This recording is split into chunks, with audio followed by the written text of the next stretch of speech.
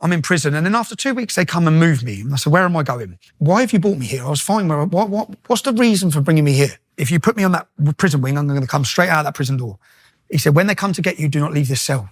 He said, I'm telling you, your life depends on it.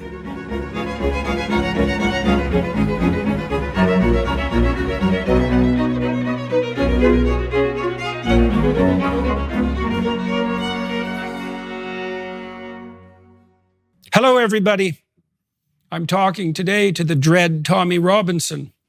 And my wife, who's going to join the discussion, she had something to do with this. Tammy and I have been following Tommy for quite a long time, years really, probably 9 years, maybe longer than that, wondering just what the hell he's doing and what he's up to, watching his exposure, particularly of the grooming gangs in the UK, which is like the darkest story that the most demented imagination could possibly posit. So Tammy was going to interview Tommy, and I wanted to meet him. And then he got arrested in Calgary, and I talked to Tammy a bunch about this, and we watched his latest documentary, Silenced, together.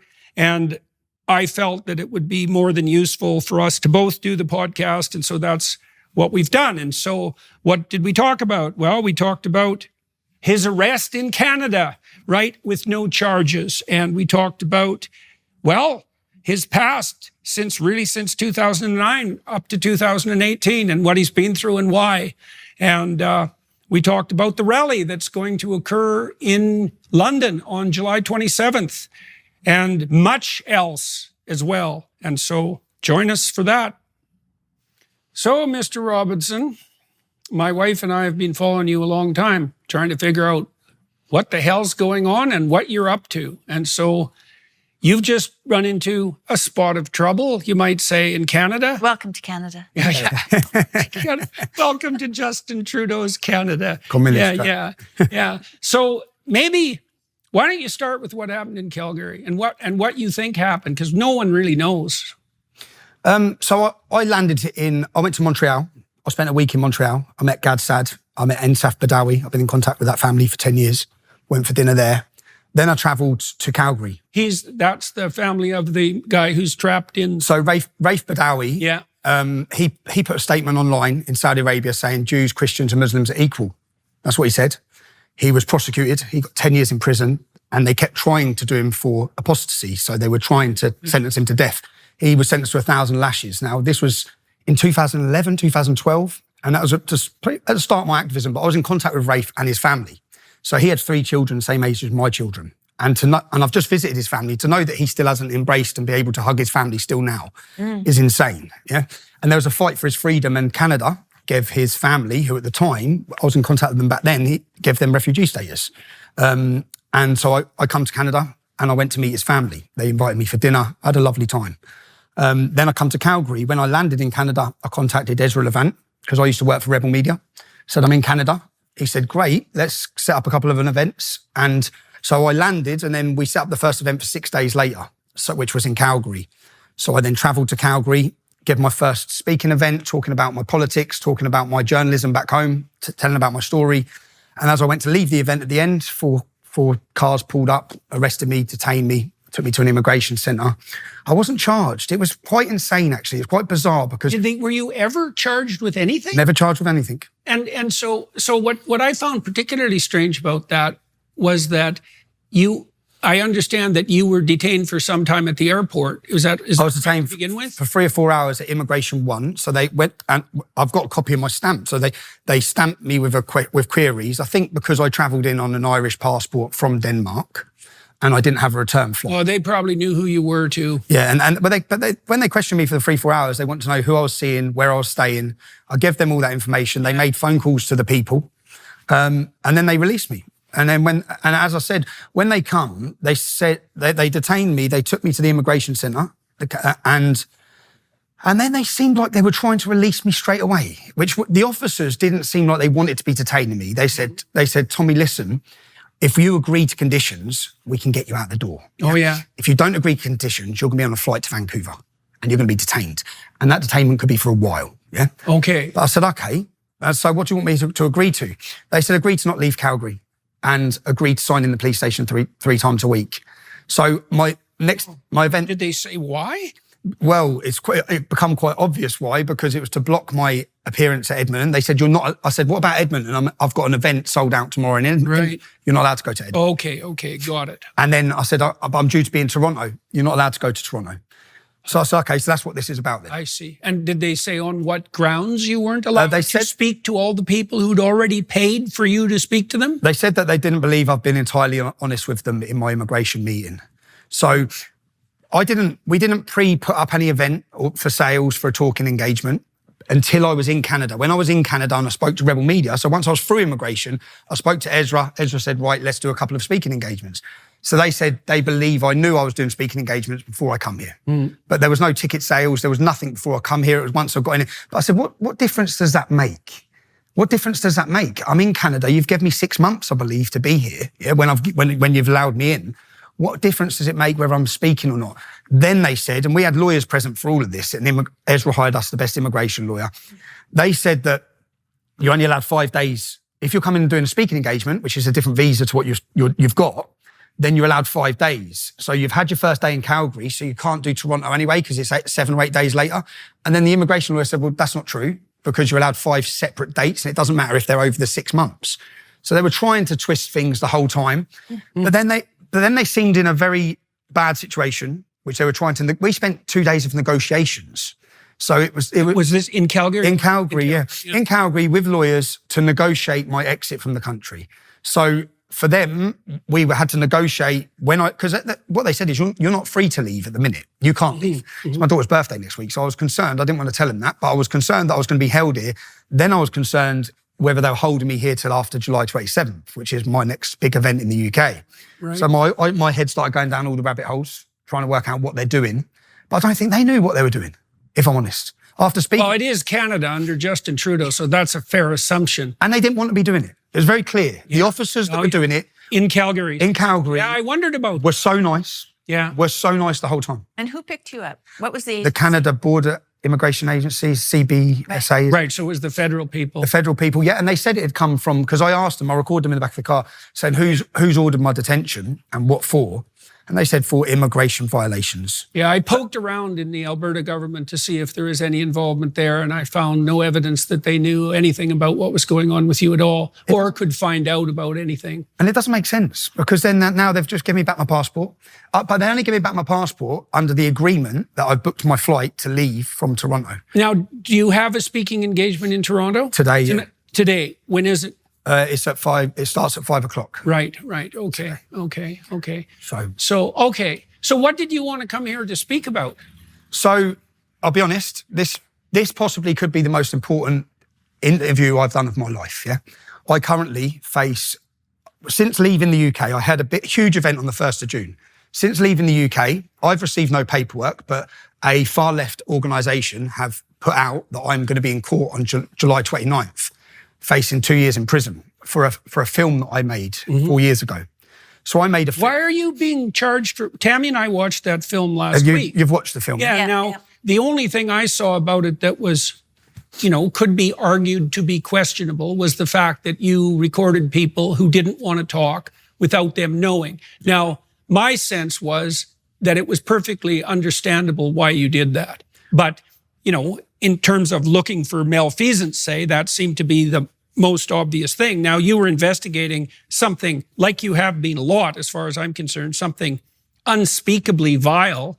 And so it seems to me that you had a moral obligation as a human being and as a journalist to do exactly that. But what the hell? Why are you up on charges for 2? So I'm up for contempt because when we talk about the politicisation of the judiciary or the weaponisation of the judiciary, basically, when this story that you've watched, this story went global. It was a global news story, which was a total fabricated story. Yeah, you maybe clue people into the story. So there was a Syrian refugee in a school in the north of England, and he's held down on video by a white English pupil, and he pours a bottle of water over him. Now, the headlines were that Syrian refugee was racially attacked and waterboarded. Yeah? So that was the headline, and that went CNN, it went ABC Australia, it went BBC. It was the biggest news story of the world. Yeah.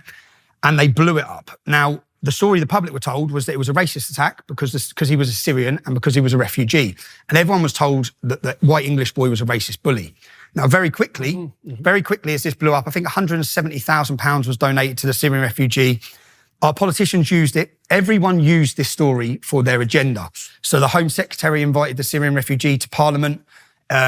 Professional Lennox Lewis, world champion boxers, made invites to him. Everyone was supporting the Syrian refugee because of the way the story was portrayed. I very quickly got contacted by mothers and parents at the school and pupils at the school saying that there were allegations that the Syrian refugee had beat up girls, he'd attacked girls, he'd threatened to rape girls, all of these allegations. So I made a video saying to the public, you're being lied to about this event, okay? This is not the entire story. You've got a 10-second clip. Stop donating your money, and this isn't the truth.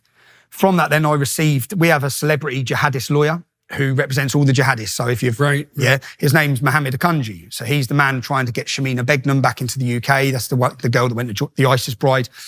He was the lawyer for Michael Adebolajo, who beheaded Lee Rigby. He is the celebrity jihadist lawyer. He then contacts me, and it worked with everyone else. Everyone else that was threatened over this story shut up or retracted their statements, yeah?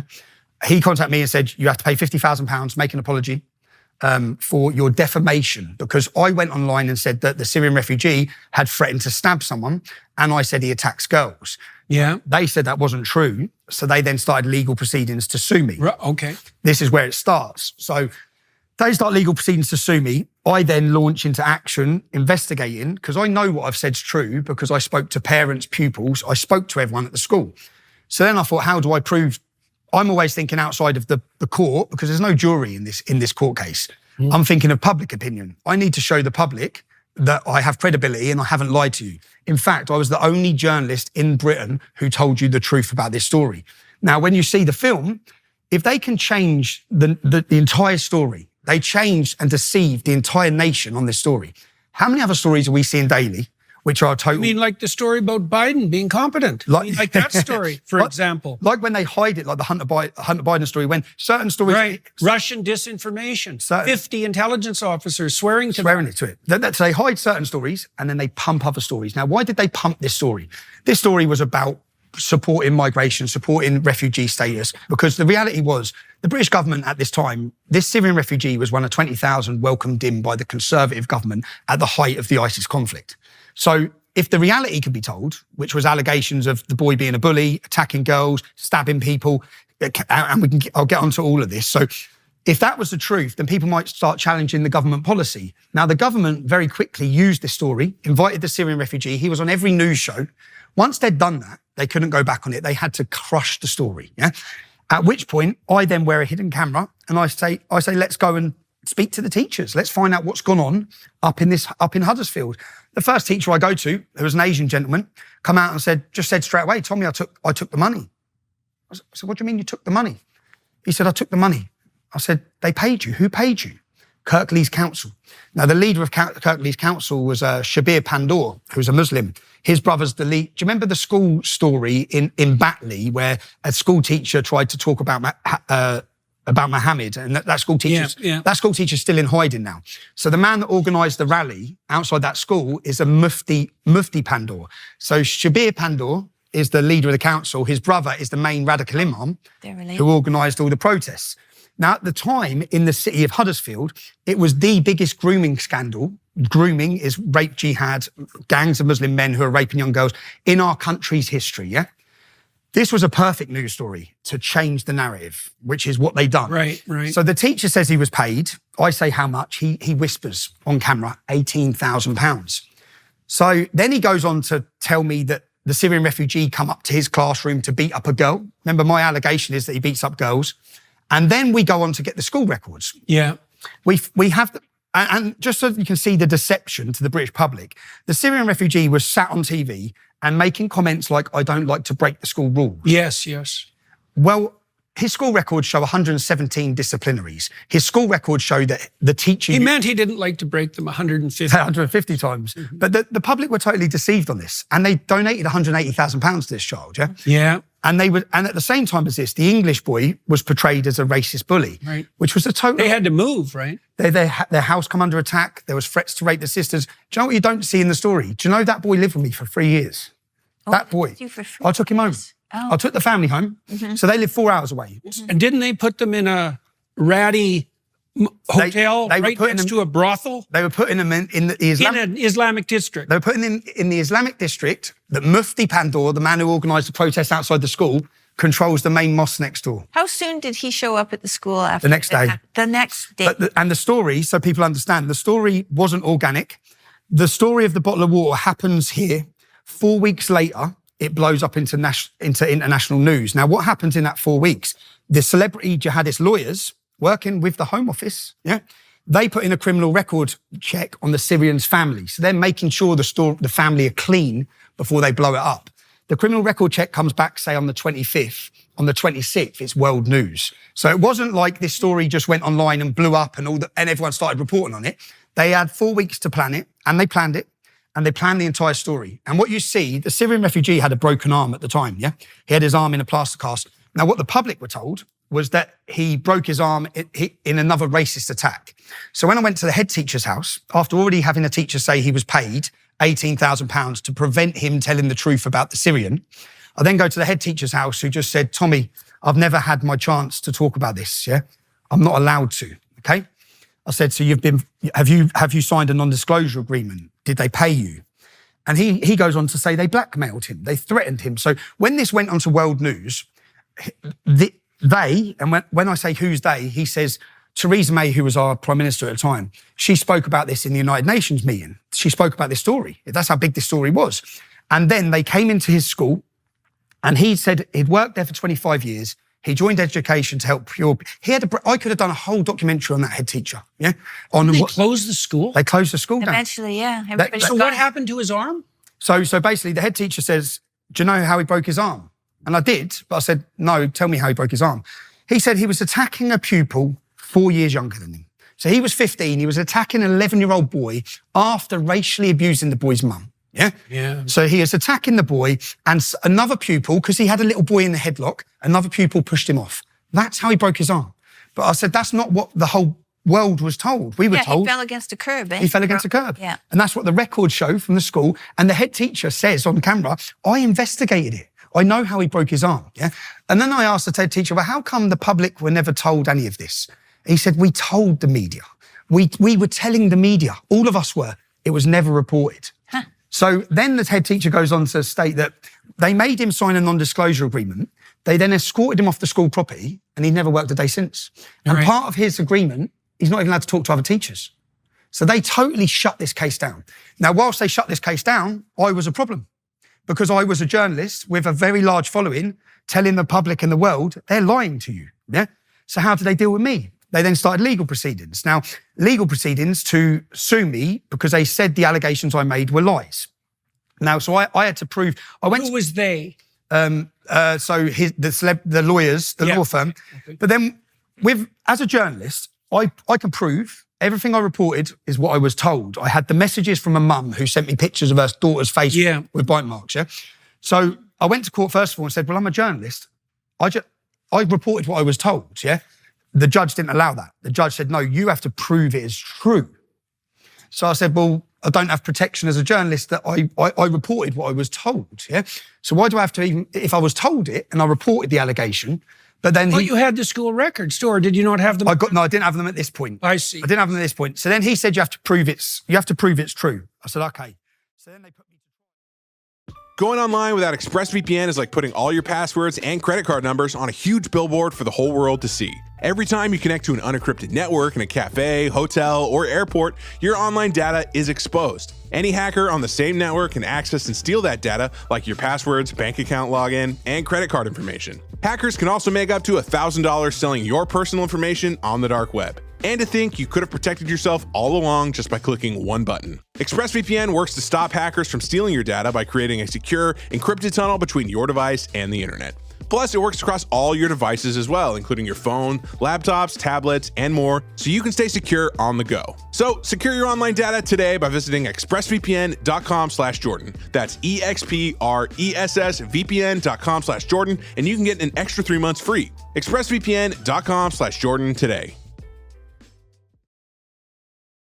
So then they put me to trial. Now, I spent £100,000 on lawyers at the start of this.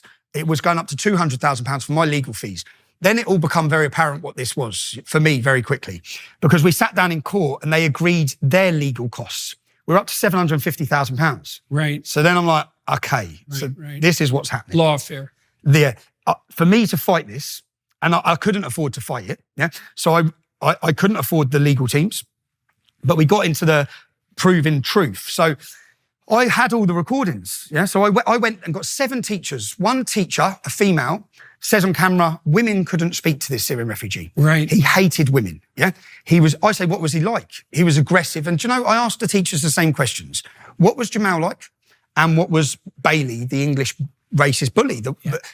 And whenever I mentioned Bailey's name, they said, oh, what a beautiful boy. Yeah, right. Really nice kid. Now, so people understand the story of why I couldn't back down anyway, yeah? Is when this story blew up onto international news, I went to meet the family, the English boy, and I went to a hotel and I met the mum. They were hiding in the hotel because the police, so you're right, were putting them in a hostile Islamic area in some hotel. So when I met the mum, she was crying her eyes out. She said, I've spent all my Christmas money, Tommy. I've got no Christmas money for the kids.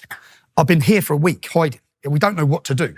She had 2 9-year-old little girls with her twins, 2 mixed race little girls who were Bailey's little sisters. Right. Oh, yes, right. That's important. Yeah, it's because they're calling them a racist family. So I said to the family, I said, okay, come and stay with me, yeah, till we sort this out. So I come back up the next day and we go to the house. Now, at the time when this blew up onto national news, their address was put out. And when their address was put out, gangs had turned up, which I wear, again, to prove to the public that it's not my allegation of this, I go and knock on the neighbours' doors and say, what was it like? And they say, cars of Muslim men were turning up here, saying they're going to rape the sisters, they're raping the mum. And then the family at the time barricaded themselves. So the 2 little sisters and the mum barricaded themselves inside their door. Now, when I went to move their stuff the next day, the family wouldn't come back to the house. They were too scared. I said, right, we'll go with men to your property and get you all your belongings, yeah? Because the Christmas presents were under the tree. So that's what the mum was like. My Christmas presents were under the tree. All the kids' stuff said. When I got there, we couldn't get in the bedroom door. The bedroom door was only this much open, yeah? Where the family, this is to understand what the family had to go through. They'd had to barricade themselves in as gangs of Muslims were outside, attempting to get in the house because the boy poured a bottle of water over him. And not just the boy poured a bottle of water over him, but every single, Piers Morgan, Jeremy Vine, the biggest commentators in our country, demanded severe retribution. That's their words, against this child. He was a child. So even if he had... and you said he poured... Wasn't Bailey responding to something that Jamal had done when he poured the water? So what I said originally was that Jamal had threatened to stab Bailey. That was my allegation, because that's what Bailey had told me. When we go to the teachers' houses, I had her under posh teacher because she spoke very well. She said, you do know, and this is all on the documentary, you do know he threatened to rape Bailey's little 9-year-old sisters, don't you? Yeah. So when you see the boy pouring a bottle of water over him in the playground, he doesn't physically beat him up. No. Yeah? Pours a bottle of water over him. You don't get any backstory. And although all the teachers knew the backstory, yeah, one of the teachers, I knocked on her door and I'm so gutted because there was a teacher who knew Bailey, and when I knocked on her door, she just got on her knees crying. Oh, dear. She just fell to her knees crying. And I know why she fell to her knees crying. That's guilt. Yeah. And every one of those teachers, the head teacher had a breakdown.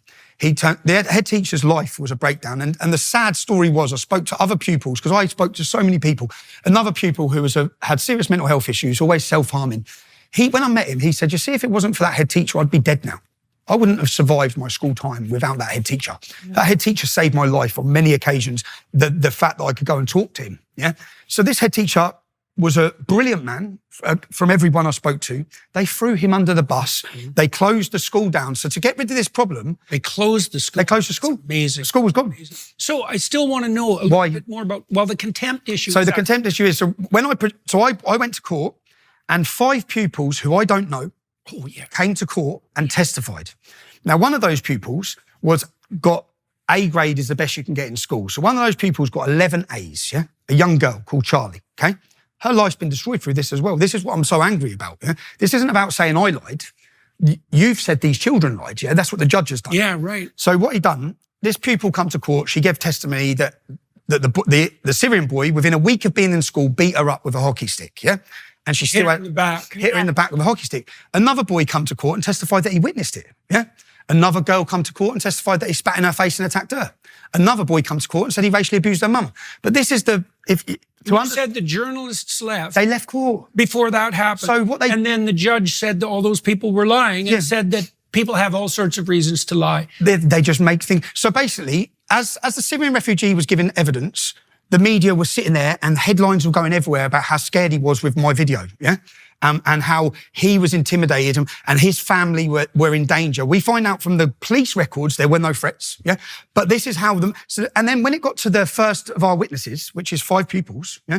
When it got to the witnesses, I mean, I watched the media get up and walk out of court. And I sat there looking at the judge. So they walked out of court. So as each one of these witnesses gave evidence, then not one single thing got portrayed to the British public. So the public were told nothing of what the allegations were. Again. Yeah. It's a total, and I sat there and I said to the judge, how where are they gone? There's another news story. I said, so no one's reporting this. And then what the judge done, I then produced 7 covert recordings. Now the covert recordings proved that the council, because the head teacher was paid, this teacher was paid, and they all said they were paid, yeah? And they all say they were paid to prevent them telling the truth about this situation.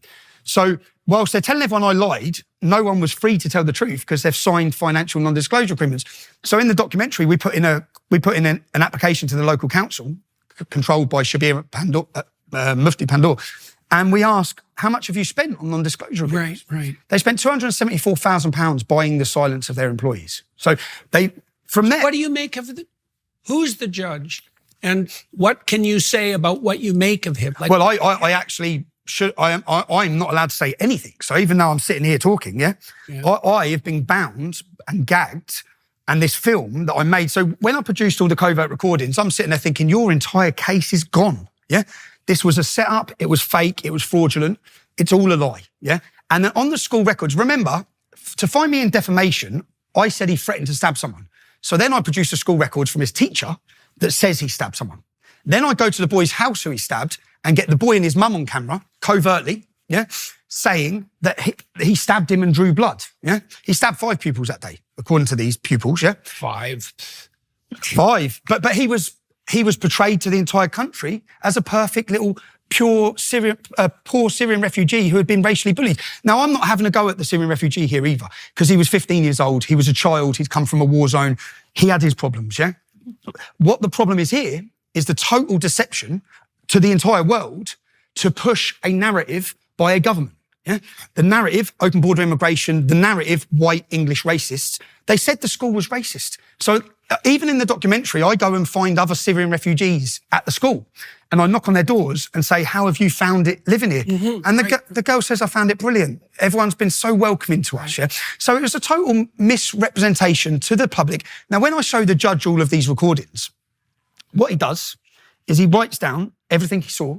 So every allegation that the women made, but their case was backed by the fact that the mother who went out publicly and said Jamal attacked her daughter, the mother that sent me pictures of her daughter's injuries, that mother retracted her statement, yeah, which she did. I knock on her door with a hidden camera and just say, look, I'm just trying to understand what's gone on. And she says, Tommy, they're threatened to rape us, yeah? I said, okay. She says, I've got to live here, Tommy, with my daughters, yeah? And this is the city with the biggest Muslim rape gangs, yeah? So she's terrified. So I said, okay, I'm not angry with you, yeah? Because they're ruining my life because of this, because they're telling the world I lied when I didn't. So she says, okay. And I said, but what I need to ask you is just, was Jamal involved in the attack against your daughter? She says, yes, of course he was. So, okay, so it was the truth. So I produced this to the judge to say, you may have a retraction statement, but here's why you've got a retraction statement, yeah? And here's the school records. In the school records, in minutes from a meeting, yeah, which they tried to block us getting the school records as well. In the school records from the minutes from the meeting, Jamal's father, his name's Jihad, yeah? I know, I can't believe that. Jamal's father, Jihad. In all the council records, they say that his family were trying to manipulate the situation for their own benefit. Jamal had his own caseworker who, in the emails, says Jamal is not the innocent party that's being portrayed here, yeah? That's his own caseworker. There was not one single person that went to court and gave any evidence for Jamal, yeah? It was literally 7 teachers, 5 pupils. The A-grade pupil, I read out in her school record, what it says is that she is the only pupil in the school to have 0 negatives. Yeah? Right. Yeah. She's a perfect grade A student. At the time of this court case, she's at university studying law. Why would she come to court and lie? Yeah. But the judge listed everything that's in the documentary, yeah, and then ruled against me, bankrupt me for £1.6 million, yeah, which is what this was about. So people understand. Kate, I don't know if you know Katie Hopkins in the UK. I rang Katie before this case because I knew they took her house. They took her family home. They put her through the courts and they seized her home. And I said, Katie, she said, Tommy, do an agreement. I'm telling you, you can't win. You cannot win this, yeah? I said, I can't do an agreement. I can't do it to the kid who was living with me, the English kid. He tried to kill himself as well, tried to commit suicide. I said, I can't say that this is all, I can't do it. I said, so I can't come to an agreement with them. I can't principally do it when I have reported the truth and I'm not backing down on that. So she said, well, they can do what they want because when they made me bankrupt, when they took my house, my new husband, who had savings from his previous marriage, they took that. She said, they're going to clean you out. So I had that advice very early on, but I went through and she was 100% right. They could do what they want. And they bankrupt me to the tune of £1.6 million. When they bankrupt me, they then give me an injunction. And when the judge gave me an injunction in court, I said, when he mentioned it, I said, the film's already made, yeah? Because I'd already made the film. They knew I had a film because I put out promos before the court case. The public are going to see the truth of this case, yeah? The film is not opinion-based. It's fact-based. It's school records. When are you going to release it? So I'm not allowed. So basically, since I've been here, the film was played in America 2 years ago in a cinema in Florida. General Flynn was there. He gave his account of what he watched. He said, it's unbelievable what I've just watched. Because what people need to understand is, you see what they've done to me is exactly the same lawfare that's going on across the whole Western world to anyone who raises their voice. What I managed to do is document every single part of it and show what I call the unholy alliance, the alliance together of the judiciary, of far-left organisations, Muslim organisations, all working together to control the narrative. And I was challenging the narrative, and that's why I had to be punished. But the judge gives an injunction where he listed everything in the film and basically said, if the public ever see this, you get 2 years in jail. So and if I'm honest, that's the contempt. And when I come out of court, I failed. I totally failed in myself as a journalist, because since the start of my activism, which it was in 2009, I've said, if you worry about consequence, you will never, ever bring about change. You won't bring about change. I wouldn't walk out my front door I wouldn't come to Canada if I was worrying about consequence, getting torn down by a communist government. But if you worry about consequence, you won't bring about change. An incompetent communist government. Well, we better be precise. Yeah.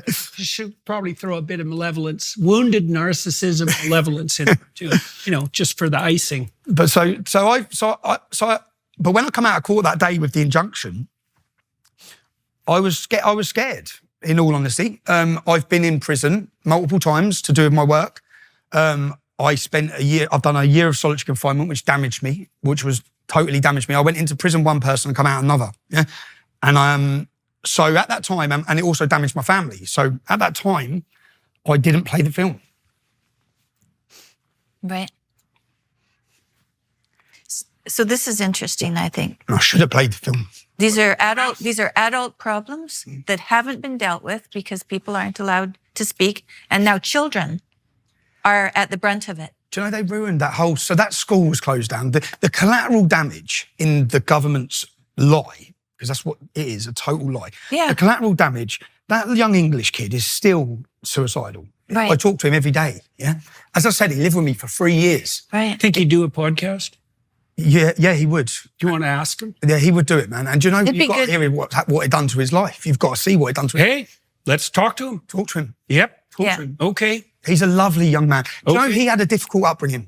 And from the background he's from and the upbringing he had of poverty and in a real rough environment, he is a very nice kid. Do you know And I look, my son's 15. It happened to him when he was 15. Right. The whole world turned on him. Right. The whole world turned on him, man. And even now, he's still bearing the brunt of it now, because he lived with me until this case. When this case finished, I left the UK. Now, when I left the UK, he left living with us, and he's gone back up to his hometown where he's still facing problems. Oh yeah. From this lie. But the thing is, I should have played the film.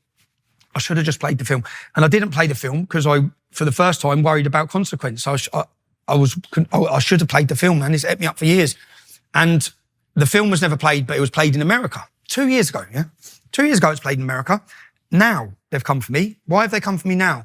I held a rally on the 1st of June No, I come back to, so I'd stayed out of the UK for a year since, with all of this.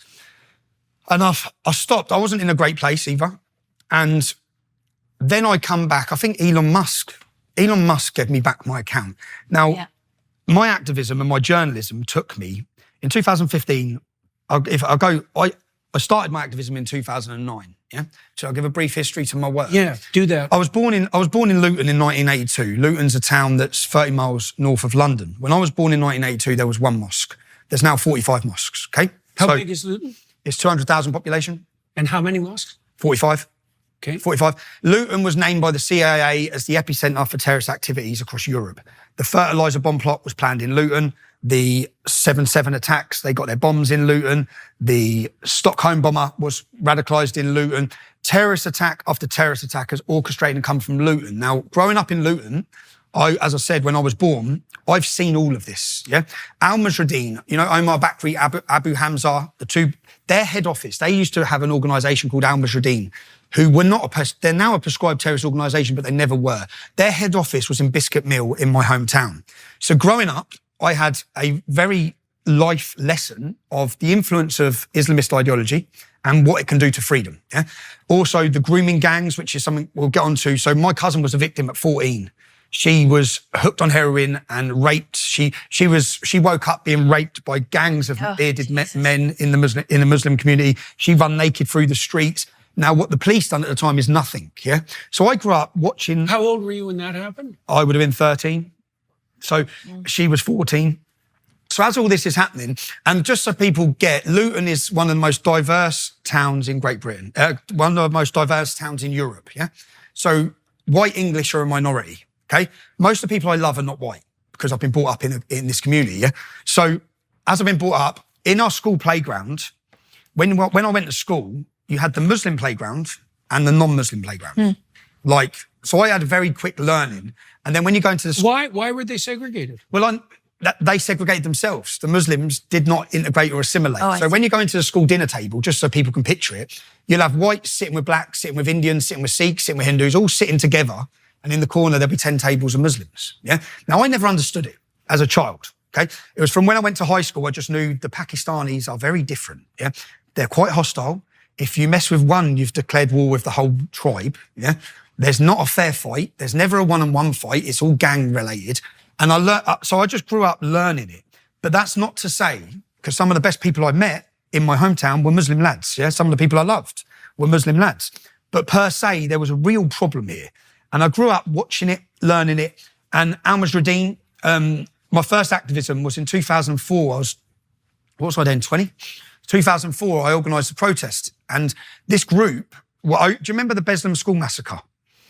No, so Beslan School Massacre was Chechnyan terrorists had took control of a school. And this is coming again, yeah? This is going to happen to a Jewish school, I guarantee you. They took control of a school, and I was probably 2019 or something. That was where? This was in Chechnya, in Russia. Yeah, okay, I remember the story. And what happened was, the parents were all outside the school, and all the Muslim jihadists are inside the school with their pupils, with their children. And then they start butchering them and killing them. And I remember watching the parents drop to their knees and they're screaming, yeah?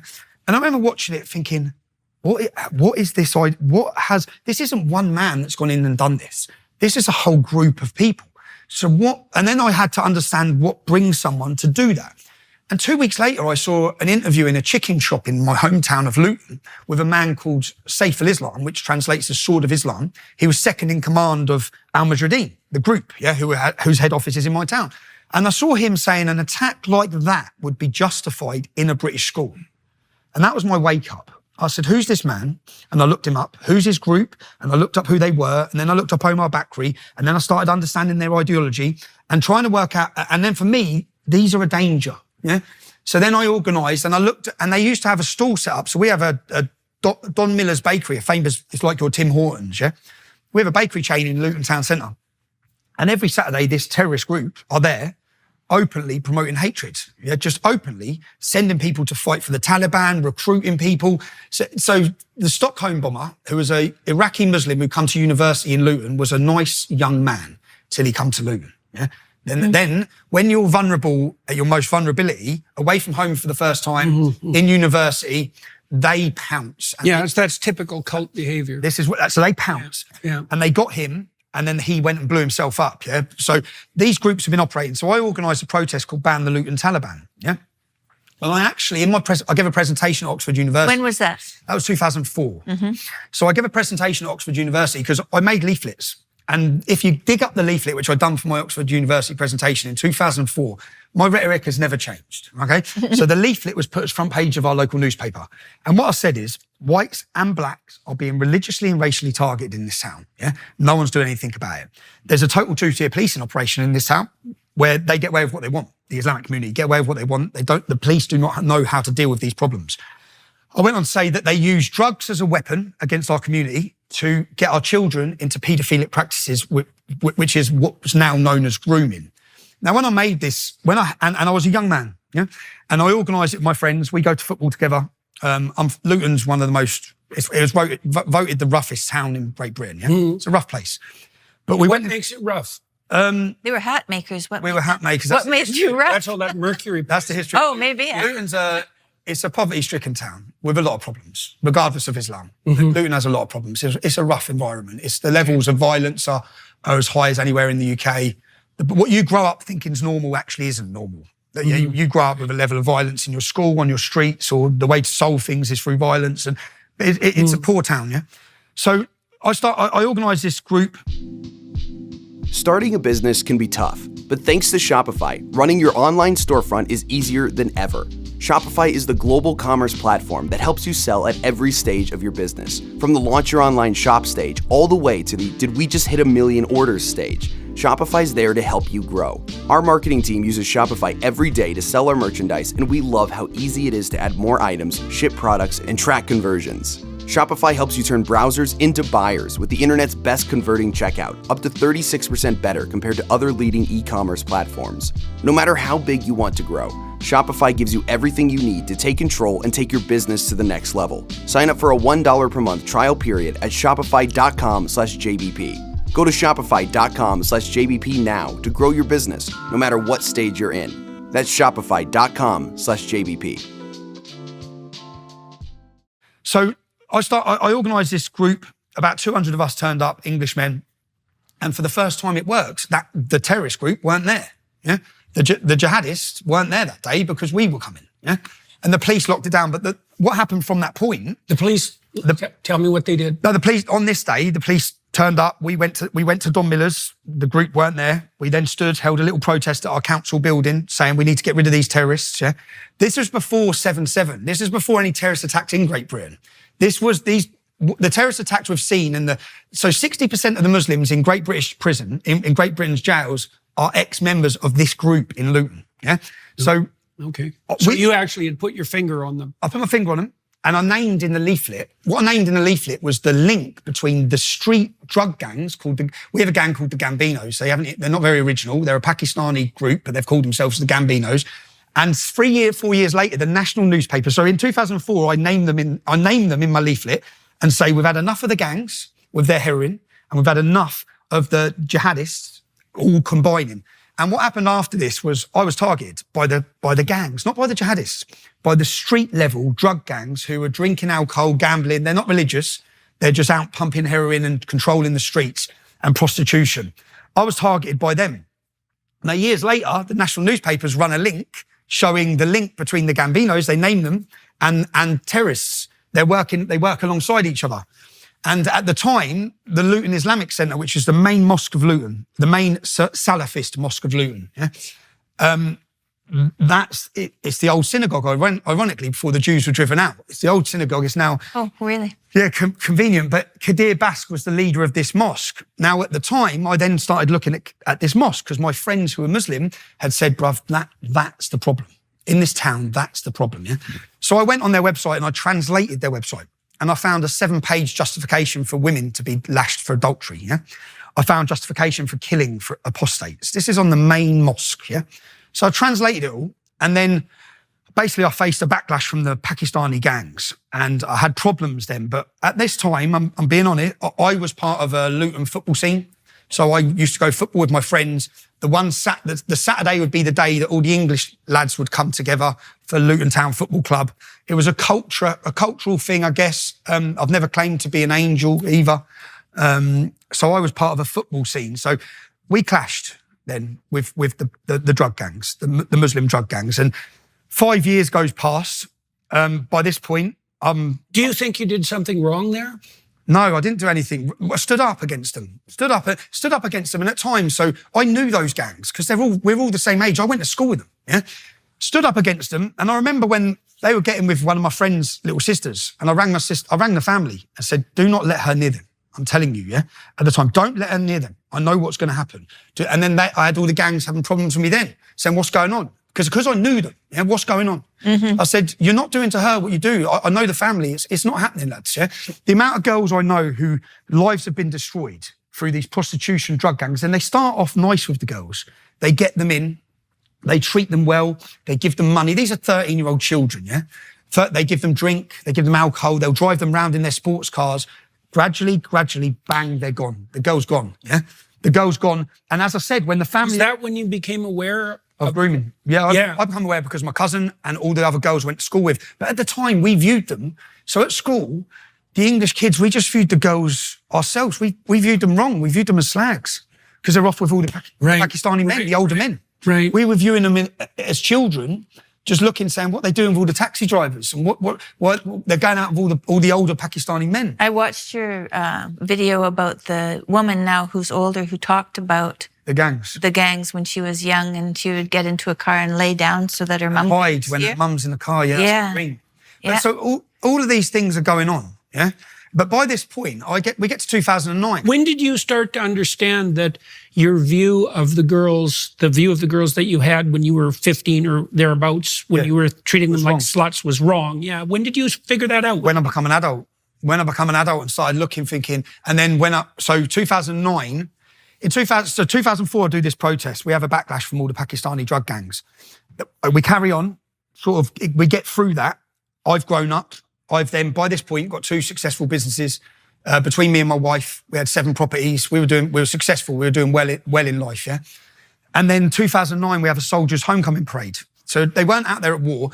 It was a Royal Anglian regiment, which is our local regiment. Now, Scott Muntridge is 26 years old. He's from the estate I grew up in when I was young, and he died. Michael Swain was 19 and lost his legs. When the soldiers, I turned up on a Tuesday morning with my cousin, and it wasn't well publicised, but we turned up to pay our respects. And when I turned up, I saw about 20 women in full niqabs, which is quite a sight when you see them together. And then I looked and saw Saif al-Islam, the leader of this Islamic group, the Sword of Islam. I looked and saw him, and then I started seeing more of them. And then I saw police everywhere, and I'm thinking, no way, yeah, something's going to go down here, yeah? Then I saw I watched this myself. I watched as the police took a group. Now, because some of our friends got arrested at this event, we got the intelligence. Now, the police actually on the motorways stopped 360 other Muslims coming into Luton that day, yeah? So there was going to be a full-on attack against our armed forces as they walked through the town. But as they walked through the town, I watched as the local... These were the armed forces that had come back from Afghanistan or Iraq. Training. They were training. Yeah. They weren't at war there. I see. Okay. So they had the freedom of the city because they've been away. So then they come to get their march and the public can come out and support them. And it was all downplayed anyway. It was on a Tuesday. It wasn't publicised. We knew it because we know people in the regiment. So we've gone down that day and then I watched the town hall. Now, picture this. This is our town hall. Remember, this group have all gone on to be imprisoned for ISIS, yeah? But that's who they were at the time, yeah? But no one knows who they are, really. No one has the knowledge of what these men are like.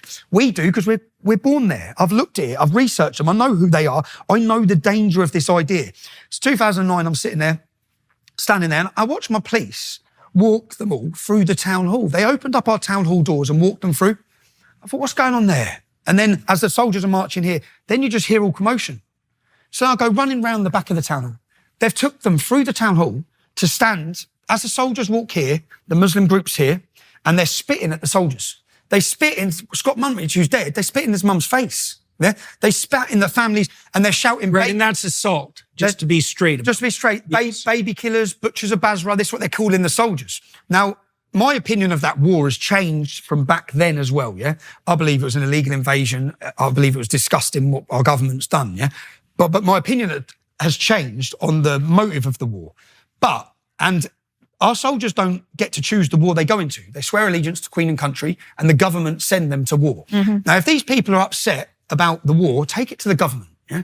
But they stood in front of our soldiers, and at this point, I was with my cousin there that day, and you could have lit a match and our town would have blown up at this time. Yeah? That's how we felt. But I'll tell you why we felt that, because I'm a proud Lutonian. Luton is part of the identity of who I am, is where I've been brought up.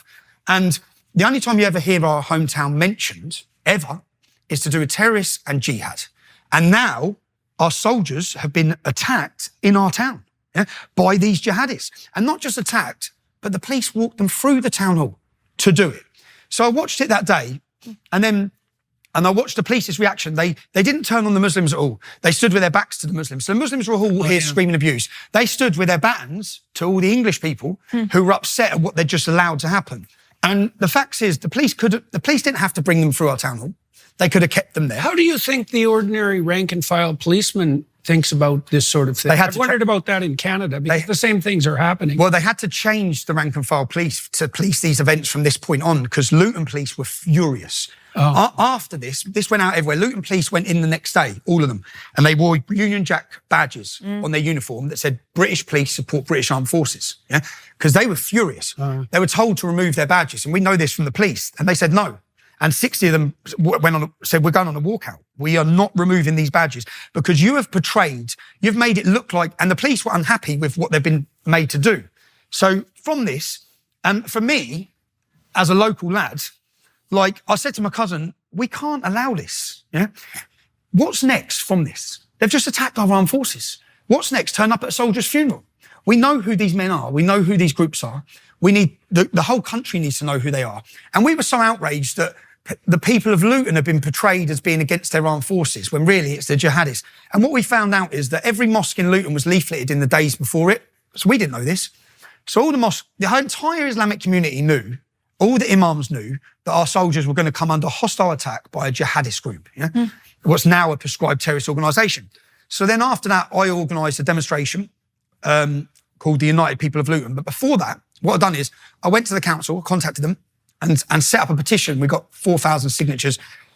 We have laws in the UK which are against, they're called ASBO orders, antisocial behaviour orders. So if two young kids at our local shops keep causing trouble together, they'll get an ASBO order preventing them from being together. Yeah. So what we said is, you've got these orders. I don't want my mum to walk through Luton Town Centre and have to face these jihadist groups. Yeah. None of our family should have to see them all together recruiting again. We want them banned. Yeah. We want them banned from the town. And then we turned up for our first demonstration, which was I went around, leafleted everyone and said, it was Bank Holiday Sunday, we're going to show the country that the people of Luton support our armed forces. Yeah? When we turned up that day, and I knew, because you've heard of two-tier policing now, yeah? It's now become part of the vocabulary of Great Britain, because everyone talks about how we're two-tier policing. In the US increasingly too. Everyone's seeing the two-tier policing. Mm-hmm. But I'd seen it my whole life, yeah? Because I'm from a town that's now 50, 60% Muslim, and I know how we get policed. I've seen it, yeah? So I bought a cameraman. I bought a wedding, he videos weddings. I paid him for the day and said, come and video everything, yeah? As we turned up, the police come up, they stopped us, they made us take our shoes off, yeah? They searched us, they put their hands in our pockets. And as they're doing it, I said, you didn't do this to them. You did not do this to them. I watched the day they attacked our soldiers. You didn't put your hands on them. Why are you putting your hands on us? Why are you searching us? Why are you treating us like this? We're coming out to show support for our armed forces. Then the police drew a baton line. So we wanted to get to the town hall, which is where our memorial is, which is where they let them get. And they blocked it. They blocked it. They kettled us for 3 hours. My auntie had to urinate in the street because they wouldn't let them out. Yeah. And I remember saying, no Muslim woman would ever be forced to urinate in the street. You would never do this to them. Yeah. And then they battened us. My friend, who's a little black lad called Craig, they knocked his teeth out. Yeah. Mm-hmm. And there was then clashes with the police. And then, so we were held for 3 hours. We weren't allowed to get to the war memorial. And all we wanted to do was show support for our armed forces. And they locked us down. And after that, I then said no. And then they raided houses. They went to my mum's house. This is the start. They went to my mum's house. I wasn't there.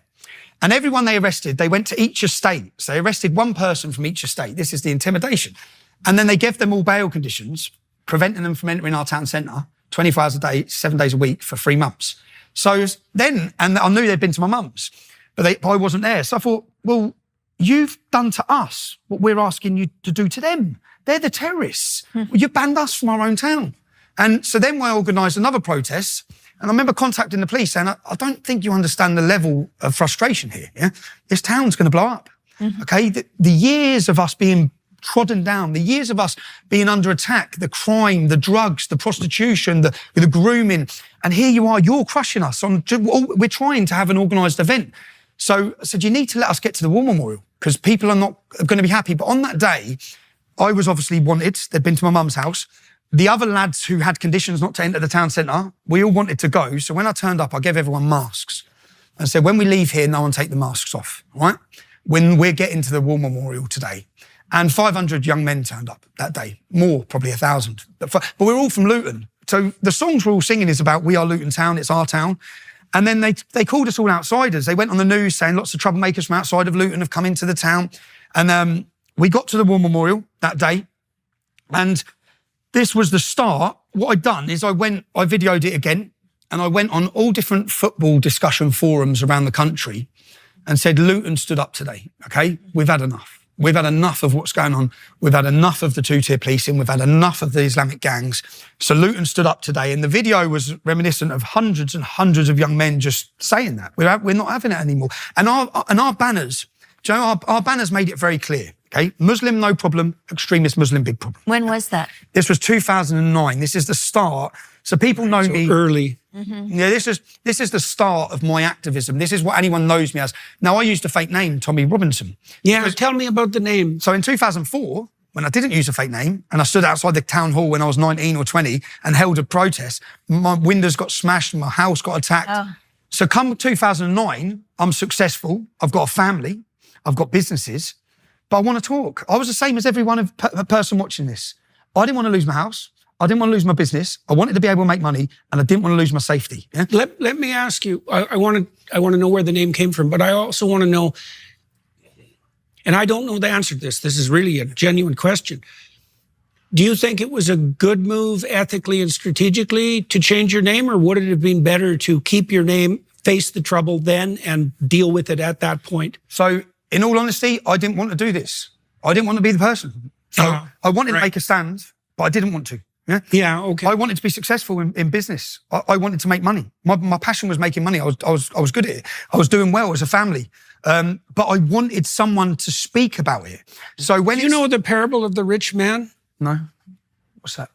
Well, it's a gospel story. I'm going to tell it because I see the problem that you're in.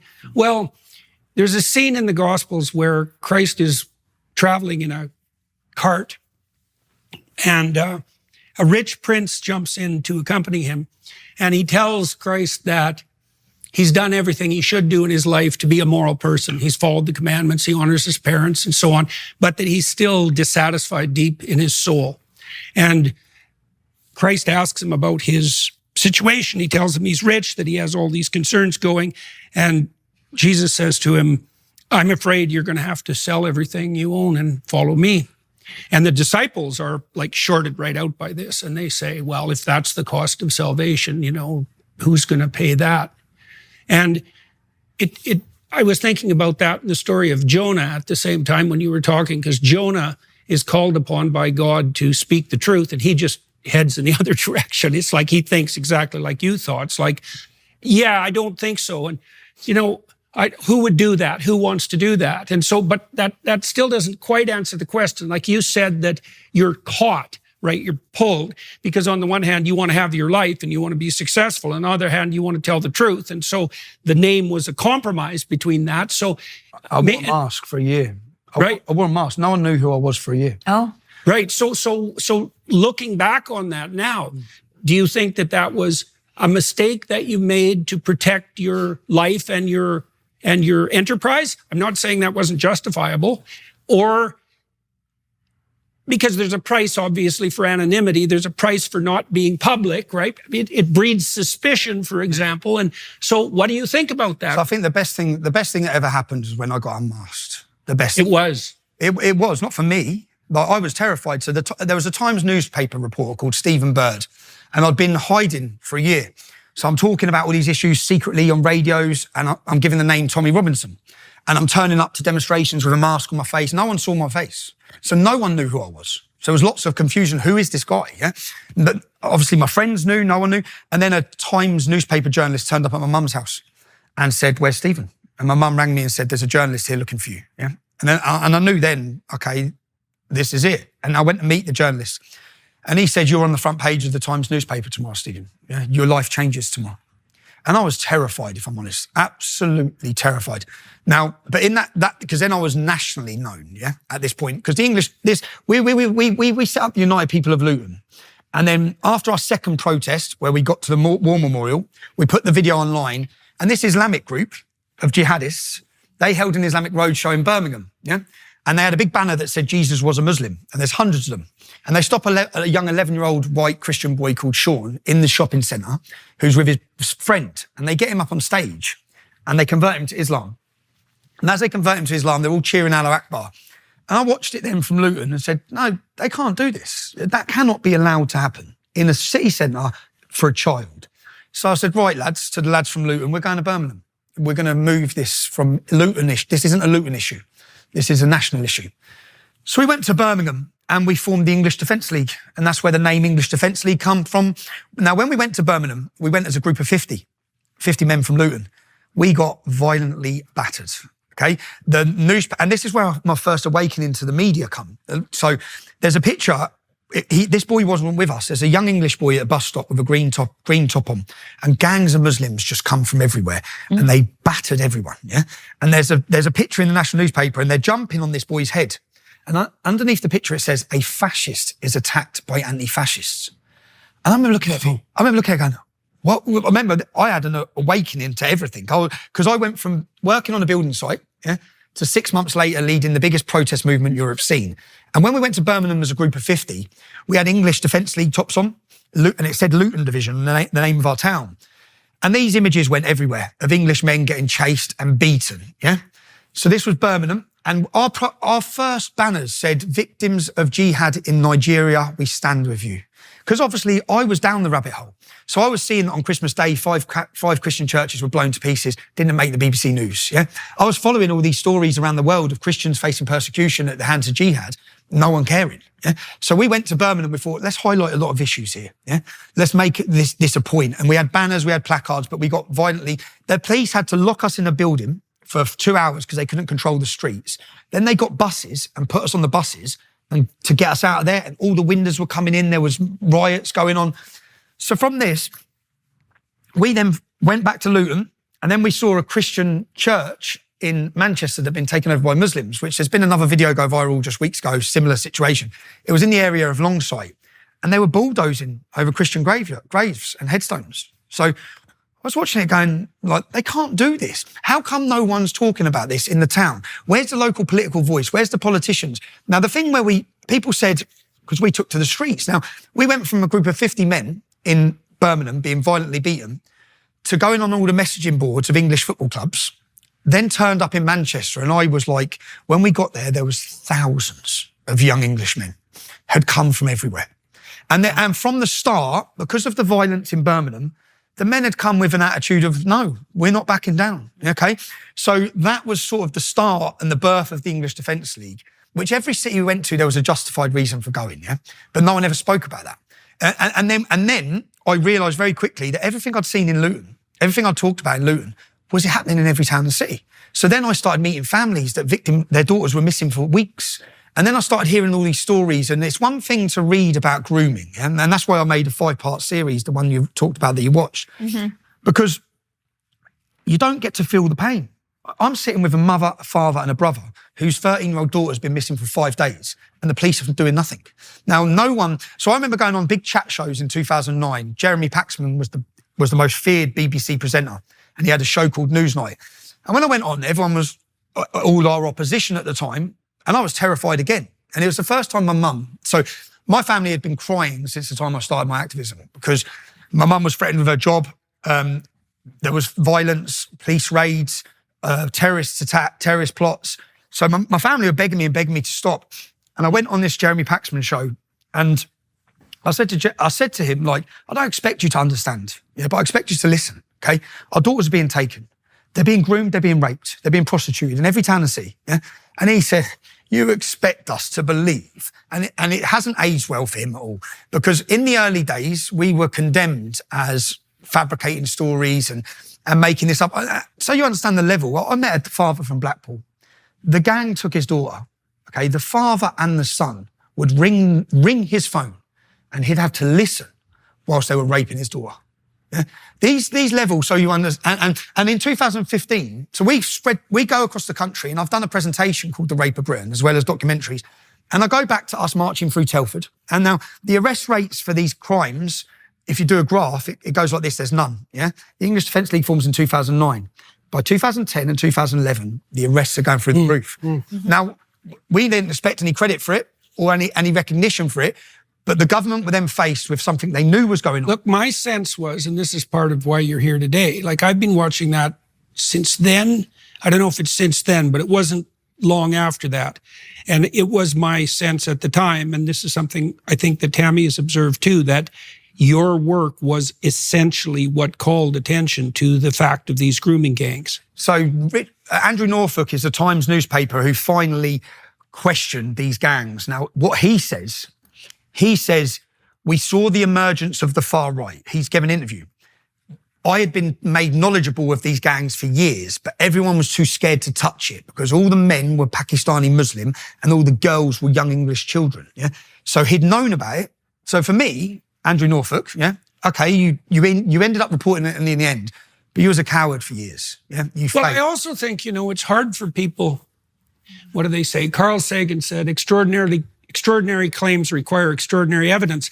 I talked to Michael Schellenberger about the trans butchery of kids that's going on now, WPATH. And Schellenberger, who's a very brave journalist, told me that he had listened to my interview with either Abigail Schreier or Helen Joyce detailing this out probably 2 years ago now. And he said he couldn't believe it. It took Schellenberger 2 years to contemplate this because he couldn't believe of the magnitude of the crime. And I think it's not merely cowardice, although there's plenty of that. It's also the fact that, look, it's a lot easier to write you off than to admit that there are gangs of people who've been brought into the country who have set out malevolently and with intent to rape thousands of girls. So it's a hell of a lot easier to write you off as a far-right extremist than it is to even begin to contemplate what that might mean. And that's what he said. He said, when I saw the emergence of the far right, by far right, he means concerned English fathers, yeah? Mm-hmm. Yeah. Concerned Englishmen who are saying, well, we've had enough of this. If you go back to our videos, we're marching through cities saying Muslim pedos off our streets, yeah? Before all this.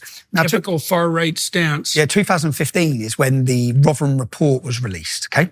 Now, this is when Andrew Norfolk started talking about it. Now, so Andrew Norfolk starts talking about it, then they do an investigation in the city of Rotherham, and the city of Rotherham has a 3.7% Muslim population, and they find that over 1,400 children have been raped, yeah? And they find that the police knew, social services knew, the government. Right. So I remember at the time of this, when it blew up, everything we'd said, everything we'd been screaming about, yeah? Now it's in a government report. Now that was actually one of the things that really alerted me to just exactly how screwy things had become. So that was before I made the videos that made me viral in 2016.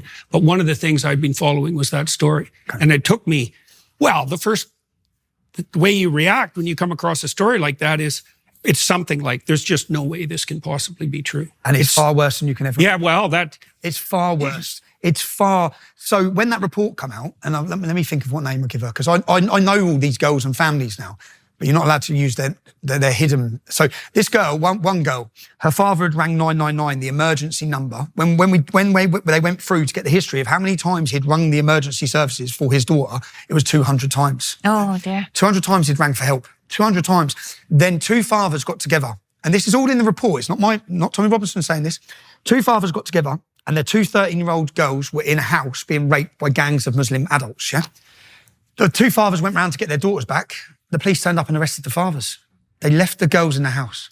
There's another incident in this report. 5 Muslim men have a 12-year-old English girl. They've got her drunk. She's in a derelict house. They're all raping her, yeah? The police turned up. They arrested the 12-year-old girl for being drunk and disorderly. Yeah? This is the level of...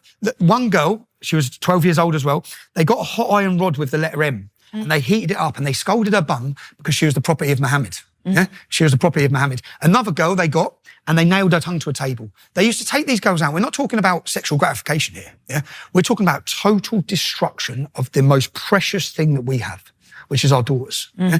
This is totally something. And when you go through the cases, I've investigated so many of them and looked through the numbers. Yeah, Rotherham had a 3.7% Muslim population. So for people to understand the scale of this problem, okay, there was 1,400 girls raped. I then looked and How many men do you think were involved? Well, this is so Telford. Yeah. So in Telford, I'd done an investigation into Telford, and the reason I chose Telford was one of the gangs where we'd had the report. The police had identified 1,000 victims, and they'd identified 200 perpetrators.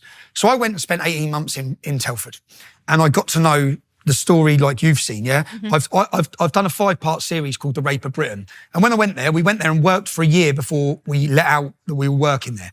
We got to know the girls. We got to know their families. I spent time interviewing. We had the ones that were willing to go on camera and the ones that weren't. So I got a database, and we built a database of names. So I'd interview a girl for 3 hours, 4 hours, 5 hours, 3-4 times, hear every bit of her story, we'd then sit down and work through it. Now, when we got the men's names, we had 254 identified, yeah?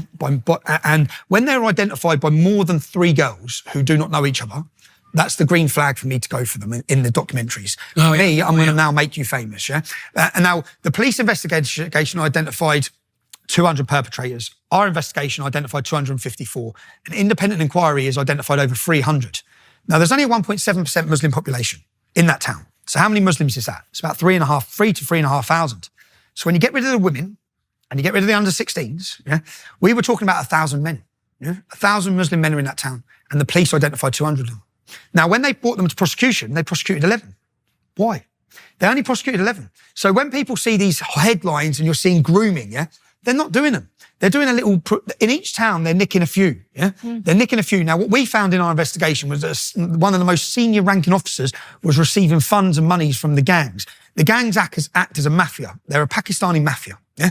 Their level of violence, the groups that they're linked with, they're all the way to the top, from solicitors to CPS lawyers to politicians. So in this one town where we'd done this big investigation, and we tried to give the information to the police, they wouldn't take it. Yeah. So there is still a massive cover-up going on. So, and I'd done this 5-part series because in 2017, I've always talked about these issues. Then they started making arrests. Now, when they started making arrests, all the crimes I'm talking about, the tongue on the table, the hot iron rod, these were coming out of the reporting. Because for the first time, if there's a 6-week trial, journalists were sitting in the trials and they're reporting all the horrific details. We get told the words they're using, dirty gurass, they use white slag. It's all racial, it's all religious. They're literally quoting the Quran whilst doing their rapes, yeah? So as this is coming out, finally, all of it's coming out. Then all of a sudden, the reporting stops. Now, why is the reporting stopped? They put reporting restrictions on every one of these cases now, yeah? So what happens, instead of getting the details, what happens is they have a 6-week trial, and on the final day, you get 1 day news.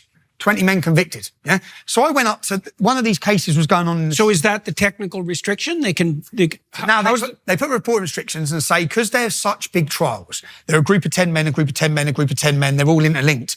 Until the end of all the trials. Oh, I see. So hypothetically, so they're not contaminating the trial. Yeah, so what we'll do, hypothetically, I think in America and possibly here, you lock up the jury. Yeah. We lock up the public. We don't let the public know everything to keep the jury safe. That's what their argument is for. Okay. So there's a case going on in Leeds. Now, at this time, I'm doing journalism. I went to the top Kingsley Napoli lawyers in London. Ezra Levant sent me. I went on a course to understand what a can and can't do around court reporting. So when they have a reporting restriction, the judge has no power over putting any restrictions on any information that's already in the public domain. So I looked at this case, 30 men. And my problem with this was, which I'd previously been to another case. There was another case in a place called Canterbury. These cases are everywhere. Yeah, you've got to for the public, you have to understand the crimes that are going on and been allowed to go on, facilitated and accommodated to go on, literally handed over our kids. So in Canterbury, a young girl was drunk. She was 14 or 15. She walked into a kebab shop, a Muslim-owned kebab shop, and asked for directions. She's taken upstairs by all 6 members of the staff. They find all of their DNA. She found crying down the road. They've all raped her. They're all on bail. So I looked at this case. They changed the name of their shop. They're still running the shop. So I went up to the city and I asked, the people who are walking past, are you aware of any allegations against this business? No.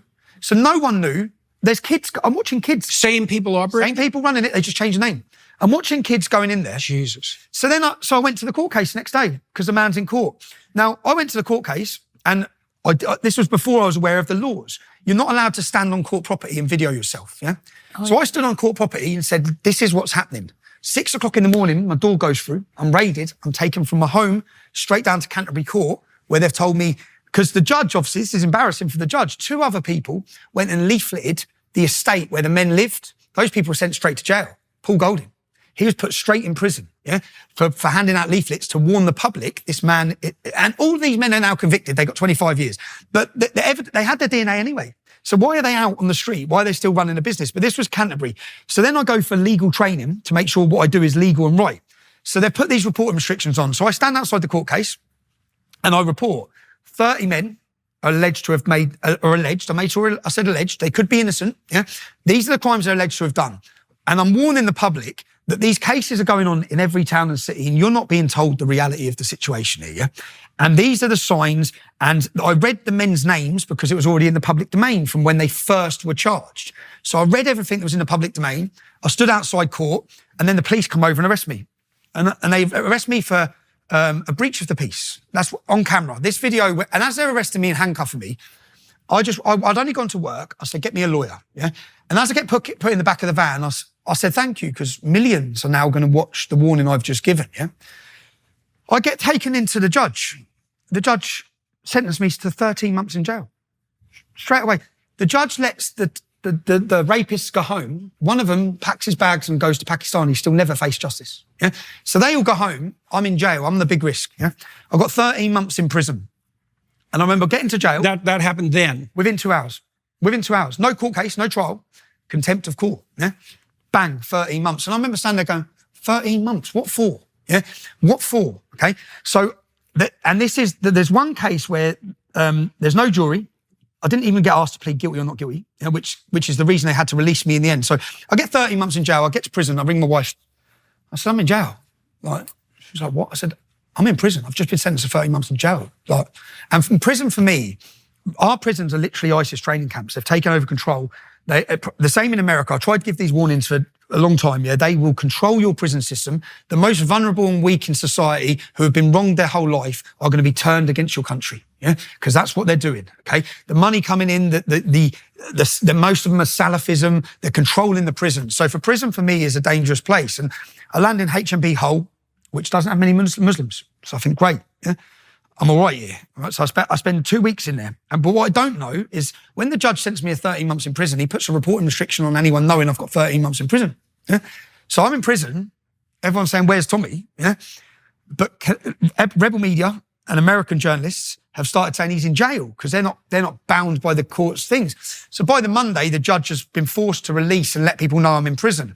At that point, 684,000 people signed a petition demanding my release. Because if you watch the entirety of my video, I just stand and report. And I say, listen, they might be innocent, but this is what the alleged crimes are. This is how many victims of English girls there are. This is how many men there are. You need to be aware as parents. This is what's happening. So I make the video. And the allegation was that I breached the reporting restriction because they made reporting restrictions on it. But by law, I didn't anyway, because the judge has no power to put a reporting restriction on information that's already in the public domain. I was talking about what was in the public domain. But I'm in jail. I'm there. Then after 2 weeks, there's 30,000 people marched on Parliament. There's demonstrations in Sydney. This is when? This is 2017/18. This blew my name up. Yeah, it blew up so big. 30,000 people marched on Parliament. There was a massive Free Tommy, it's called Free Tommy movement that was built. Yeah, and then politicians, Congressman Paul Gosar, he flew to London. Ambassador Brownback, part of Trump's team, contact the government to say, make sure he's safe. Yeah? What is going on in the UK? Geert Wilders flew to Britain. Lots of politicians flew to Britain. And it was all blowing up. And I'm in jail, so I don't really know what's going on. I'm in prison. And then after 2 weeks, they come and move me. And I said, where am I going? And they took me to HMP Onley, which has the largest Muslim population of any jail in Great Britain. Yeah? So as I get there, why would you do this? How does this make sense to do this? And then when I got there, they said, well, so you're going to have to self-isolate yourself. So I'm not self-isolating myself. Yeah? Why have you brought me here? I was fine. What's the reason for bringing me here? And then I said, I'm not self-isolating myself. Yeah? If you put me on that prison wing, I'm going to come straight out of that prison door. And then I'm going to be in a position where I have to defend myself. But I am willing to defend myself, yeah? I've done nothing wrong to what they want you to do when you get to prison is if you ask for protection, you're put with paedophiles. So I've done nothing wrong to warrant myself being in this position. Yes, well, it'd be very convenient for those who aren't very happy with you to be classified with the pedophiles. Classified with paedophiles or killed. Right. Those are good alternatives. Yeah. So 6 Muslims were sentenced to 30 years for planning to kill me. They got caught with guns and bombs, yeah? I get put into Woodhill prison. I'll go back to Onley, but I get put into Woodhill prison. I'm in the prison system. I go onto the first night centre. My door opens. It's an ex-paratrooper, British armed military, who's now a prison officer. He said, when they come to get you, do not leave this cell. He said, I'm telling you, your life depends on it. I said, when who comes? When they come to get you, that's all he said. When they come to get you, I said, what do you mean? He said, when they come to get you, don't leave this cell, Tommy. Your life depends on it, son. Do not come out of this cell. So I said, all right. 2 hours later, my door opens, prison officers, he's with them. He said, right, you're going on to A-Wing. And I said, I'm not going anywhere, mate. And then I said, I'm not leaving this cell. I'm not coming out of this cell. And he said, if you don't leave this cell, I'm going to arrest you and you're going to be put down into solitary confinement. You're going to be arrested. I said, okay. So he said, okay, you're arrested. And then I'm separated. He then comes to see me. He said, you were going on A-Wing. That's where the 6 Muslims are who are doing 30 years. Yeah. You're dead. They're handing you to them. You're dead. Yeah. So I said, okay. And then I'm obviously thinking, Jesus, they're literally, he said, and I write her name. He said, the woman would be done for corporate manslaughter, but it's too late for you by that point. So I said, okay. The next day I have a meeting with my lawyer and I go for the meeting with my lawyer. And then there's a waiting room, say like this. And I've had my meeting and this is the visits waiting room for illegals. And they opened the door and I walked in, I saw beards, but they was as shocked to see me as I was to see them. So I was like, okay. So I didn't even sit down. I stood with my back to the wall. They locked the door. And as soon as they locked the door, boom, I lost my teeth. So I'm getting battered in this little room, but they literally put me in the room with them. Yeah. So and who exactly were you in the room with? Muslims, just Muslim prisoners. Because obviously I'm the most outspoken critic of Islam. For the prison systems, but the Muslims didn't know I was coming in. If they did, I'd be dead. I'd be dead. They'd had weapons waiting. Because I could see by their faces, they've all looked at each other.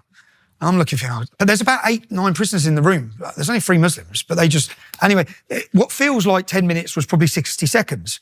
The prison officers have come in, they've broke it all up. I've lost my front teeth in there. I'm then transferred to another prison. And this is each time I've gone through the prison system. So in this one where I was reporting, I've been put into H&P Onley. And I said, I'm not locking myself away. Yeah. They said, okay, well, you're going to go on solitary confinement. Mm-hmm. But I said, why have you brought me here? You put me in this position now. So they put me on solitary confinement. And this is the sentence where I went into, I'd say I entered jail one person, come out another. Yeah. So how long were you in solitary? On this one was 12 weeks. But I lost 30 pounds. Yeah. Because your prison is brought to your cell door and it has your name on it. And the Muslims, it's a majority Muslim prison who all run the servery, who are all preparing the food. So I said, I need tinned food. I can't eat food that's been put on my cell door. So I had 5 tins of tuna a week. That's what I could afford to buy. So that's all I ate, yeah? And I thought I was all right. But then even little things like, they come to my door and they opened the door and said, where's your wife? And in my solitary confinement, they used to transfer me. My wife worked at a school and my kids were at school, yeah? So the only time they could get me out, the whole prison would be locked up at lunchtime. They'd then walk me to have a little exercise in the courtyard on my own and have a shower. And the only time they'd do that is during lunchtime. Yeah? So my wife's at work. I couldn't even speak to my family, yeah? Because usually, so people understand the British prison system, you're out of your cell for 8 hours a day. You've got a job, you're going to work, you're playing football, you're going to the gym, yeah? I was totally, you're isolated, you're on 23.5-hour lockup on your own in a room. And I was upset about it, obviously, but then they come and say, where's your wife? I said, I don't know where my wife is. Why? We have intelligence she's going to be attacked with acid. And then they just shut the door. And it's like, and I can't even use the phone. So, but they knocked on my wife's door and my mum's door, the police did. And they gave them pieces of paper. And the sad, sick thing about this is, I don't even believe they probably did have intelligence. I believe that all of this, and it worked, all of this is for pressure, for stress, to make you break, essentially, because they didn't need to put me in H&P Onley. I was fine in H&P Hull, yeah? So they purposely moved me to a majority Muslim custody. Then they used that to put me on solitary confinement. Then I had this issue with my wife and my mum. And then when I got to ring them, and then they put me where my cell was. Literally, my cell's here, and it was so hot that summer. And you can open your window this much, and there's the building they use as the mosque is there. The building they use as the mosque is there. I was getting shit, like human feces, put through my window. Yeah. So I had prisoners at my door every day. So I had all this going on, and then it gets to the Court of Appeal. So what was this doing to you? At the time, I didn't realise it was doing anything. At the time, I felt all right. At the time, and How come? How could you possibly feel all right? because I was receiving a lot of mail, which I was reading every day.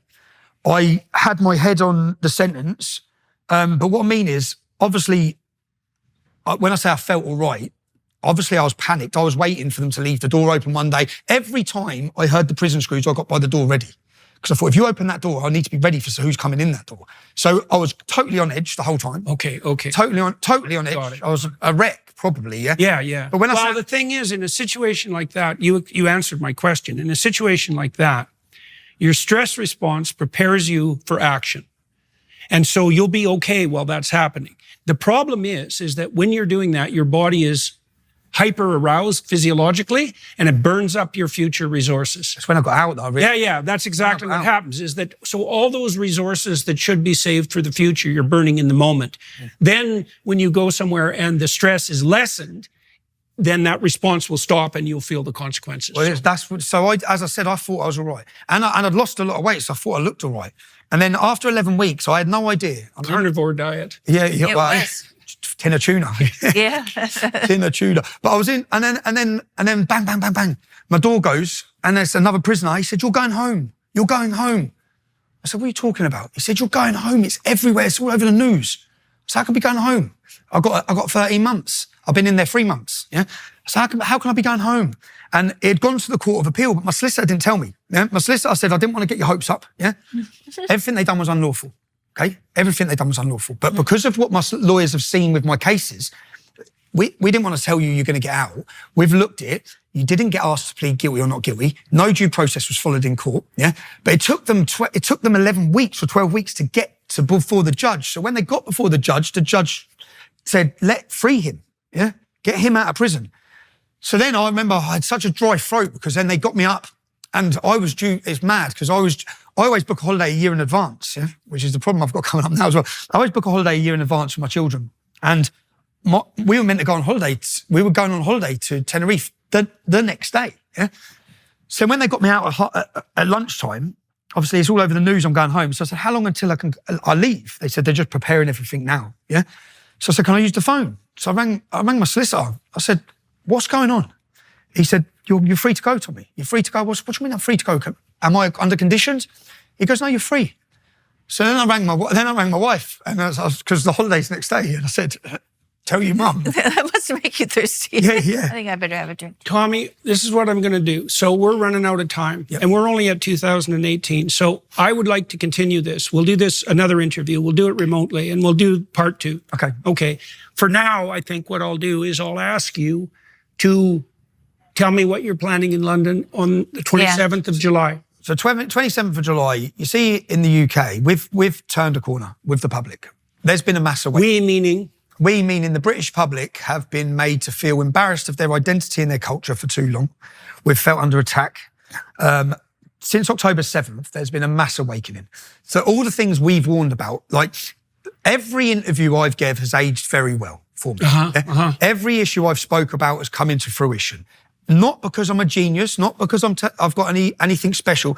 It's because I was born in a town where I witnessed what mass open border Islamic immigration will do. And you told the truth. That's right. That's the other thing. And you told the truth. And I've seen it. So why did you? No, there's a mystery there still. It's not merely a consequence of where you were born. You know, like you grew up with good parents. Yeah, and that has really been instrumental in your values, right? Yes, and your dedication for telling the truth and finding and having the courage to do what your convictions. Yeah. You have convictions, and you go forward, and you want to tell the truth. Where's that come from? Probably, I said it probably even if I didn't want to, because probably if you meet the people I've met and hear the stories I've heard. Okay. See, the other thing that happened to me, you see, when I was young, 23, younger than that, I started this when I was 13. I started looking at the worst things I could find, right? I started that when I was 13. The first thing I did that was seriously academic was a report on prison guards in Auschwitz. And I spent the rest of my life investigating that, looking at the worst things I could find. And the thing about looking at the worst things is that horrifies you so badly that I think what it does is scare you straight. Oh, I know, which I tried having these conversations with my now ex-wife. If you think you're worried now, I know what the consequences. Yeah, right. I know exactly. I know what's coming. Yeah. I've got 3 beautiful children. Yeah. If anyone's got to fight, I'll fight. Yeah. They're not fighting. Yeah. And what our cowardice is currently doing, we've bred a generation of cowards who care about themselves. Yeah. So, and half my friends were the same. I'm all right. Yeah. I've got enough money. I'm okay. You can't keep running from this problem. This problem isn't going anywhere. That's right. This problem is going to explode. And on October 7th. In fact, the longer you run from it, the larger it will be. Absolutely. Yes, 100%. And October the 7th really woke a lot of people up to see, not it happened in Israel, but to see the level of hate in every university, to see that our institutions have been taken over, to see the level of aggression and the celebration from not just a handful. We're not talking about handfuls of extremists. We're talking about the mainstream. We're talking about the Democrats. Yeah, the Democrats, the Labour Party, and we've seen a massive. So there's been a real wake up, and I have my messages. If I go through them every day, are full of people who said I hated you.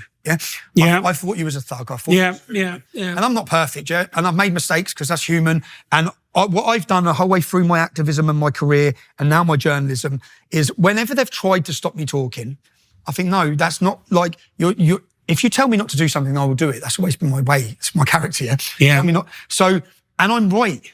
And I remember my wife's dad saying, "Stop, please stop. Like, do you not see the danger here?" I said, "Am I wrong? Am I wrong?" Yeah. No. So why should I stop?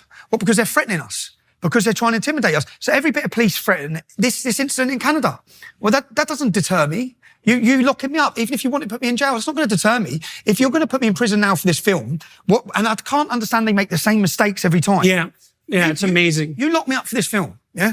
I hope every single person in the world talks to me. Yeah, right. Yeah. I hope you bring more eyes to that film. So I'll go to jail. Jail for me is a terrifying, I might not come out of that prison sentence. And if I do, I'm going to do solitary confinement, which is going to fry my head.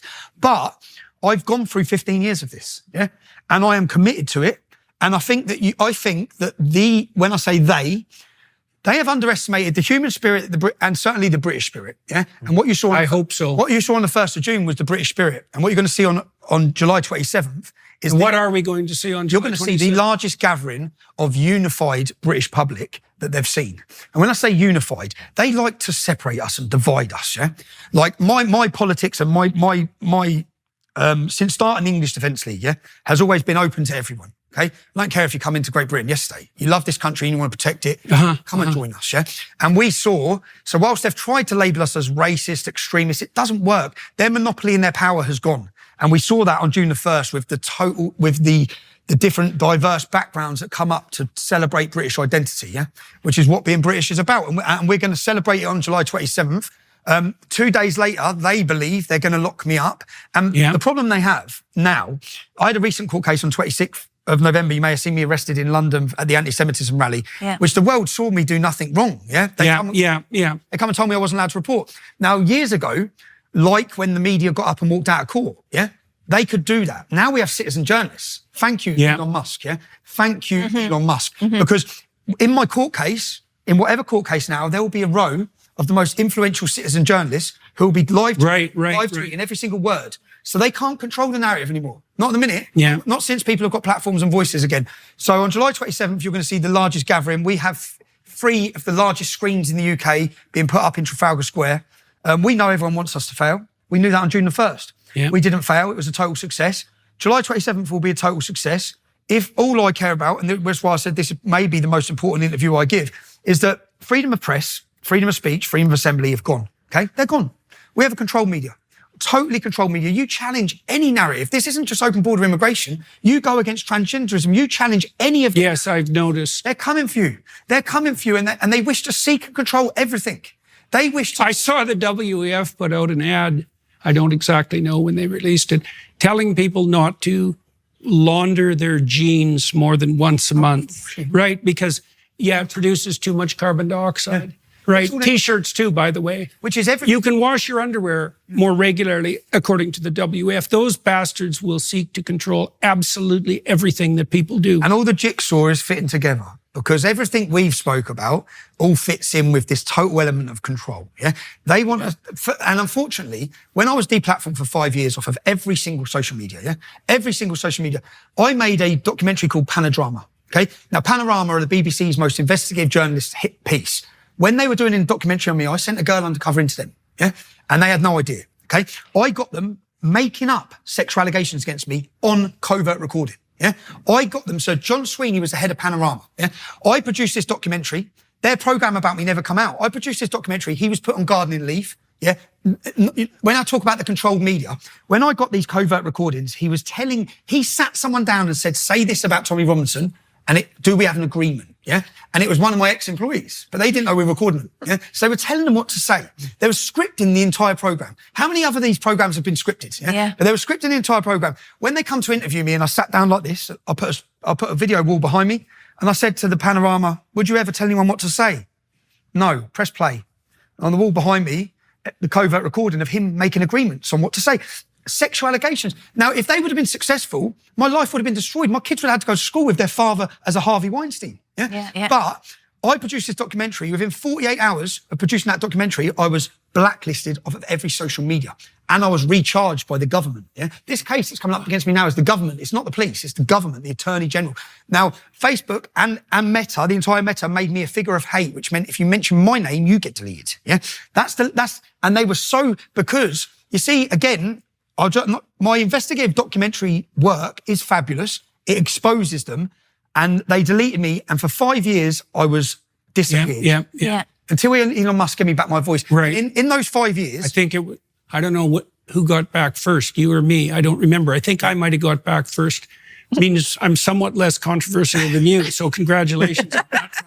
So Tam, we should wrap up and we will continue. No, I don't have any questions. You don't have any questions? No, All I just want to thank you. I really want to thank you for coming. Yeah, so maybe let me ask you a question. I mean, I've been following Tommy for quite a while, but you were quite instrumental in arranging this discussion. So why did you do that? Why? Very long time ago, and supporting you as well. Why did I want to do it? Yeah, well, yeah. Why do you trust him? Why do I trust him? I don't know. I had a pretty disagreeable Irish father, and he was a smart ass, you know. And I trust Donald Trump. I trusted Donald Trump all along too. I don't know. I know when you like disagreeable men. I like men who have values that they'll stand by, and they are brave and say what they mean. I think we need men to stand up, and we need women to figure out their crap, because we're causing a lot of trouble. And I'm going to try to help with that. I think we need to remember who we are. Well, so one of the things that maybe we'll close with this. One of the things that I'm very interested in, this is part of the reason why I was interested in you, is because you are a working class leader. And the working class, when angry, can go very, very badly wrong. And so, but the working class anger, when it's justified, is absolutely necessary. Because, you know, one of the things I've thought about you and your guys is that when push comes to shove, you'll stand up. And that's something. Now, the trick is going to be, and also on July 27th, to keep that managed. You know, the Canadian truckers did a very good job of that. Yeah. They kept the spirit of that protest very positive. I don't know how much chance you've had to talk with some of the lead organizers. I've met Tamara Leach. I've been here. I've met them. I've met them. She actually said to say hi to you guys. Yeah. I found her story. I found it. Oh, yeah. I found myself quite lucky that I'm getting to leave Canada after hearing what they've done to her. Oh, yeah. Pastor Arthur, after hearing what they've done to all of them. So we talked a little bit about the necessity of the working class standing up and making their position known, the danger that turns into a vindictive populism and gets taken over by the psychopathic community. This was something I worried about at the end of the trucker convoy. They stopped in time, They stopped before the real predators and parasites showed up to take over. And so they did that brilliantly. It was very well timed, very peaceful, very harmonious. And it ended at the right time. one of the things we're trying to do in the UK and elsewhere is to put together a positive vision for the West, for the future, because the other danger of that populist uprising is that it's all reactionary, to use the left-wing phrase, that it's all pushing back against and angry instead of putting forward a positive vision. And the thing about working class men is they need every man needs a positive vision.